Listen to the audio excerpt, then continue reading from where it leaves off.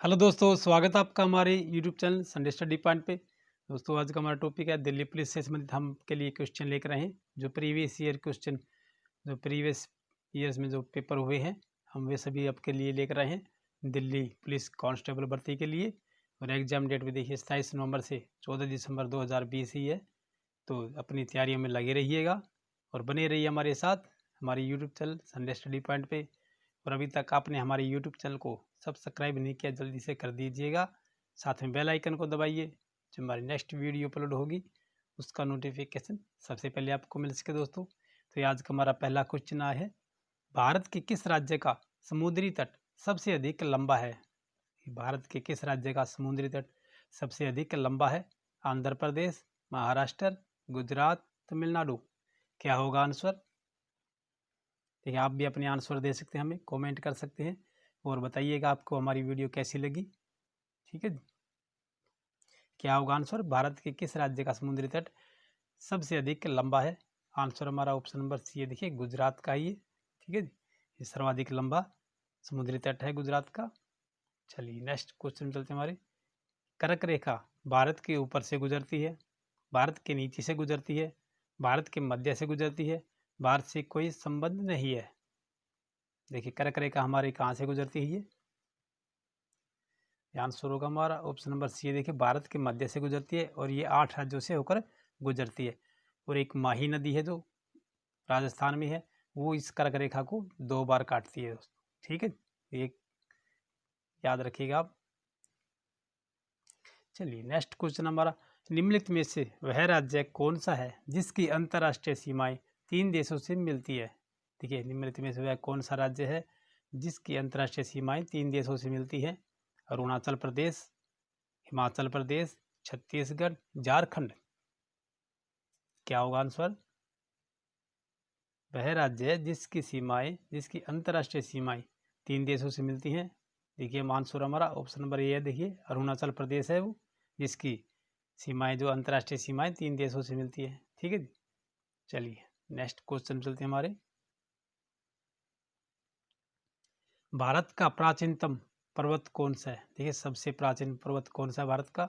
Himalaya, Vindhyachal, Aravalli, Nilgiri. Answer हमारा option number C है, देखिए अरावली पर्वत जो है ये विश्व का, भारत का ही नहीं पूरे विश्व का ही प्राचीनतम पर्वत है ये, सबसे प्राचीन पर्वत श्रृंखला है ये। चलिए नेक्स्ट क्वेश्चन लेते हैं हमारे। दिल्ली का क्षेत्रफल कितना है? 1120 वर्ग किलोमीटर, 1483 वर्ग किलोमीटर, 1280 वर्ग किलोमीटर, 2483 वर्ग किलोमीटर।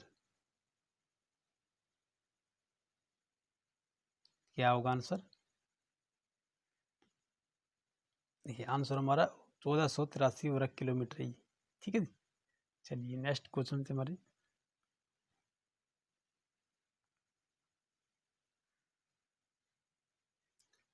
हड़प्पा सभ्यता किस काल से संबंधित थी? हड़प्पा सभ्यता जो है किस काल से संबंधित थी? कांस्य युग, पाषाण युग, लोह युग, उपरोक्त सभी। जो हमारी हड़प्पा सभ्यता है किस काल से संबंधित थी? ये आंसर होगा हमारा ऑप्शन नंबर ए, देखिए कांस्य युग से संबंधित है ये हड़प्पा काल। जो हमारी हड़प्पा सभ्यता थी, मोहनजोदड़ो, हड़प्पा, बनावली, मिर्जाथल। ठीक है जी, राखी गढ़ी, जो ये अवशेष मिलते हैं यहाँ पर हड़प्पा सभ्यता के, जो 1700 से लेकर 2500 ईसा पूर्व की सभ्यता मानी जाती है और विश्व की सबसे प्राचीन सभ्यता है। चलिए नेक्स्ट क्वेश्चन में हमारे, बुद्ध को ज्ञान की प्राप्ति कहाँ हुई थी? बोध गया, पाटलिपुत्र, राजगृह, लुम्बिनी। ये बुद्ध को ज्ञान की प्राप्ति कहाँ हुई थी? देखिए बोध गया में हुई थी। आंसर हमारा ऑप्शन नंबर ए है, बोध गया में। और बोधि वृक्ष, जिसे पीपल का वृक्ष कहते हैं, उसके नीचे ने बुद्ध की को ज्ञान की प्राप्ति हुई थी। चलिए नेक्स्ट क्वेश्चन लेते हैं हमारे। मुद्रा राक्षस का लेखक कौन, निम्न में से कौन है? देखिए मुद्रा राक्षस का लेखक निम्न में से कौन है? अशोक घोष, विशाखदत्त, कालिदास, भास। ये आंसर हमारा ऑप्शन नंबर बी है, देखिए विशाखदत्त है मुद्रा राक्षस के लेखक। ठीक है, चलिए नेक्स्ट क्वेश्चन लेते हैं हमारे।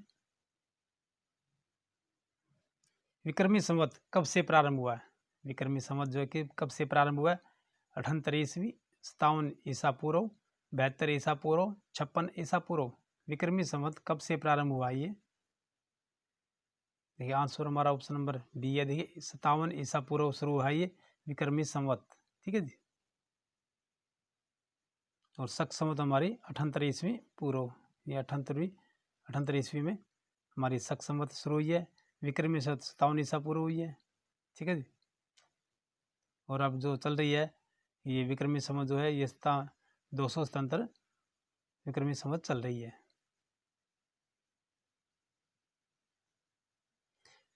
नेक्स्ट क्वेश्चन हमारा, चीनी यात्री फाहियान निम्नलिखित में से किसके शासनकाल में भारत आया था? चीनी यात्री फाहियान निम्नलिखित में के शासनकाल में भारत आया था? कनिष्क, चंद्रगुप्त द्वितीय, हर्षवर्धन। चीनी यात्री फाहियान निम्नलिखित के शासनकाल में भारत आया था। आंसर हमारा ऑप्शन नंबर ये सी होगा, चंद्रगुप्त द्वितीय काल में आया था। ठीक है जी। चलिए नेक्स्ट क्वेश्चन लेते हैं हमारे, लोकसभा का कोरम कुल सदस्य संख्या का कितना होता है? देखिए लोकसभा का जो कोरम होता है वो कुल सदस्य संख्या का कितना होता है? 1/3, 1/5, 1/11, 1/10।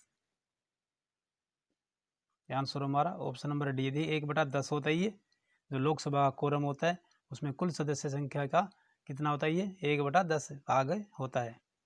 चलिए नेक्स्ट क्वेश्चन में हमारे, दिल्ली में लोकसभा सदस्यों की संख्या कितनी है?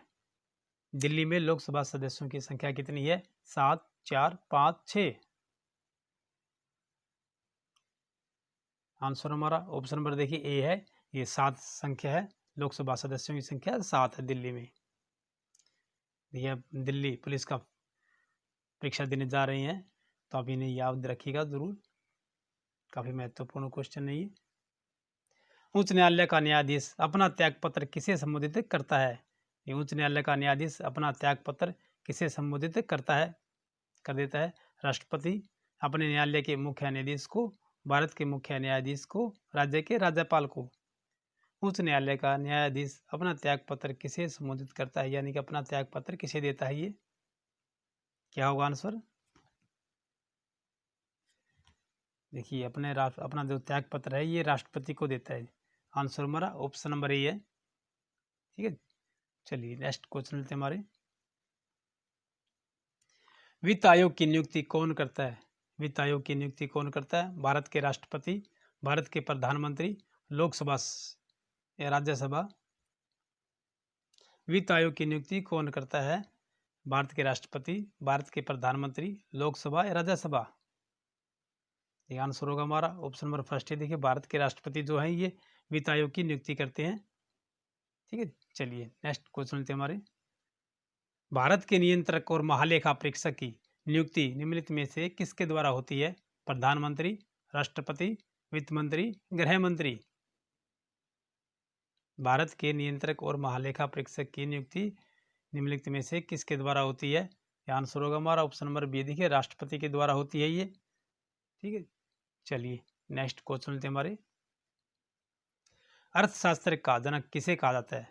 जो हमारा अर्थशास्त्र है उसका जनक किसे कहा जाता है? जी.एम. किन्स, माल्थस, रिकार्डो, एडम स्मिथ। आंसर हमारा देखिए ऑप्शन नंबर डी होगा, ये एडम स्मिथ को कहा जाता है अर्थशास्त्र का जनक या अर्थशास्त्र का पिता। ठीक है। चलिए नेक्स्ट क्वेश्चन लेते हैं हमारे, मिश्रित अर्थव्यवस्था का अर्थ है, मिश्रित अर्थव्यवस्था का अर्थ है जहां कृषि और उद्योग दोनों का समान महत्व दिया जाता है, जहां राष्ट्रीय अर्थव्यवस्था में सार्वजनिक क्षेत्र के साथ साथ निजी क्षेत्र भी विद्यमान हो, जहां राष्ट्रीय अर्थव्यवस्था में भूमंडलीकरण की प्रक्रिया भारी मात्रा में स्वदेशी से प्रभावित हो, जहां आर्थिक नियोजन और विकास में केंद्र और राज्यों की समान भागीदारी हो। क्या होगा आंसर? मिश्रित अर्थव्यवस्था का अर्थ क्या है? आंसर हमारा ऑप्शन नंबर बी होगा, जहां राष्ट्रीय अर्थव्यवस्था में सार्वजनिक क्षेत्र के साथ साथ निजी क्षेत्र भी विद्यमान हो उसे मिश्रित अर्थव्यवस्था कहते हैं। ठीक है जी। चलिए नेक्स्ट क्वेश्चन लेते हैं हमारे, नीति आयोग का अध्यक्ष कौन है? राष्ट्रपति, प्रधानमंत्री, योजना मंत्री या कैबिनेट में सचिव? हमारी नीति आयोग है, इनका अध्यक्ष कौन होता है? देखिए आंसर होगा हमारा ऑप्शन नंबर बी होगा। देखिए प्रधानमंत्री होता है नीति आयोग का अध्यक्ष। ठीक, चलिए नेक्स्ट क्वेश्चन चलते हमारे। देश का सबसे बड़ा वाणिज्यिक बैंक कौन सा है? ICICI,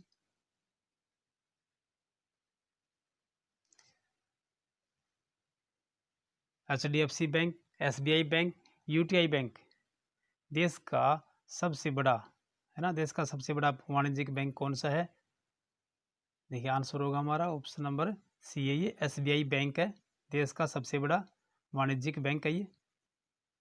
ठीक है, चलिए नेक्स्ट क्वेश्चन थे हमारे। Bokaro steel plant, Bokaro steel plant किस देश की सहायता से बनाया गया है? रूस, France, Britain, America. Bokaro steel plant किस देश की सहायता से बनाया गया है ये? देखिए आंसर हमारा ऑप्शन नंबर फर्स्ट है, देखिए रूस की सहायता से बनाया गया है ये बोकारो स्टील प्लांट। ठीक है, चलिए नेक्स्ट चलते हैं हमारी। आज की हमारी वीडियो यहीं समाप्त होती है दोस्तों, फिर मिलते हैं अगली नेक्स्ट वीडियो में। तब तक के लिए जय हिंद।